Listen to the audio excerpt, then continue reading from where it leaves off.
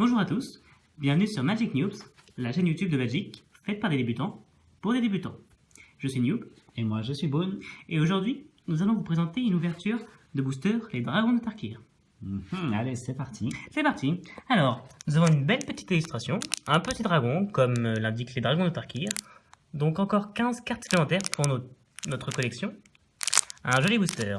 Alors nous allons ouvrir ceci et voir ce qu'il y a à l'intérieur. C'est pratique, hein. Oui, bon, je préfère préciser quand même. Hop là.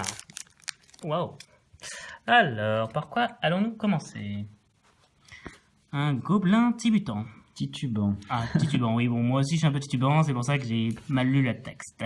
Quand Alors, il meurt, on peut mettre un -1, ok. Petite carte pour 1, pourquoi c'est pas. pas mal. Mais je joue pas le noir. Chanteuse d'orage de Collaghan. La célérité, une 1 et Megamu, c'est pas très intéressant.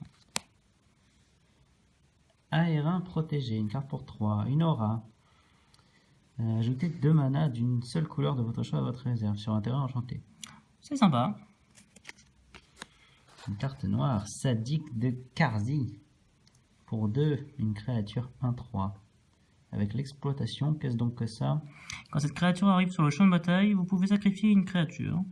Et quand le sadique de Karsi exploite une créature, l'adversaire ciblé perd 2 points de vie et vous gagnez 2 points de vie. C'est sympa.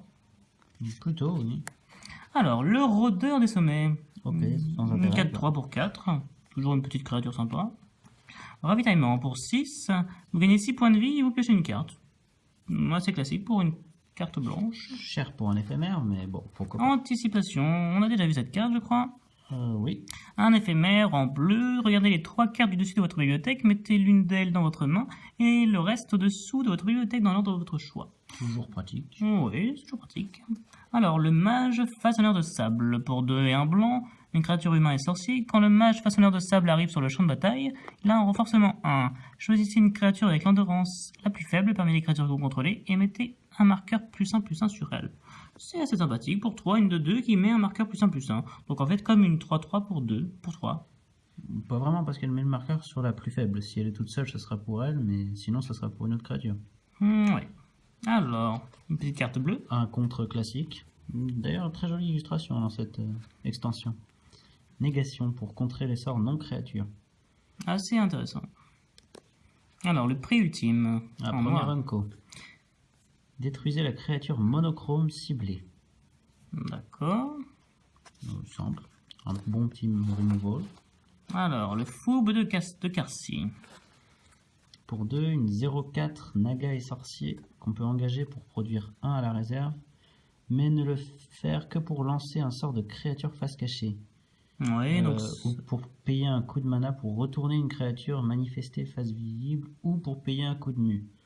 Ouais, donc c'est très situationnel, il faut vraiment jouer la Megamu. Pas très intéressant. Le cercle des anciens, pour 2 forêts et 2 incolores. Une créature 2-4 humain et chaman qui a la vigilance, intéressant, et redoutable. Quand on l'engage, on ajoute 3 incolores à notre réserve et on peut n'activer cette capacité que si les créatures qu'on contrôle ont une force totale supérieure ou égale à 8. Ouais, donc il faut faire un deck avec beaucoup de gros monstres. Scintillation d'autorité. Oh, la carte rare. Pour 2, une aura. La créature enchantée gagne +1/+1 pour chaque marqueur +1/+1 sur les autres créatures que vous contrôlez. Et la créature enchantée a la vigilance. Et pour un blanc et le fait d'engager, on peut faire renforcement 1. Ah oui, c'est une très bonne carte ça. Une très bonne aura, effectivement. Ouais. Oh, une jolie foil. Raptor morte brume. Très jolie carte. Alors, pour 3, dont 2 forêts et un incolore, une créature mythique, si je ne me trompe pas, contact mortal, et à chaque fois qu'un permanent que vous contrôlez est retourné face visible, vous pouvez renvoyer sur le champ de bataille depuis votre cimetière le Raptor monte brune, face visible ou face cachée, Megamu, une 3-3 pour 3, très bonne carte, Plutôt, ouais. avec contact mortel, une petite île, sympathique, et un petit token zombie, créature jeton zombie, de 2. Toujours intéressant. Alors, donc finalement, on a eu une carte foil très intéressante, Le Raptor morte brume. en vert, et puis une carte rare, la scintillation d'autorité, pour 2. intéressante aussi. Voilà, donc une bonne ouverture, je pense. Je sais pas ce que t'en penses, Boone. C'est plutôt pas mal, oui. Effectivement, Niobe.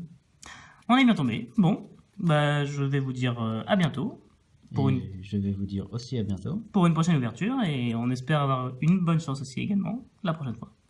Allez, à bientôt. À bientôt!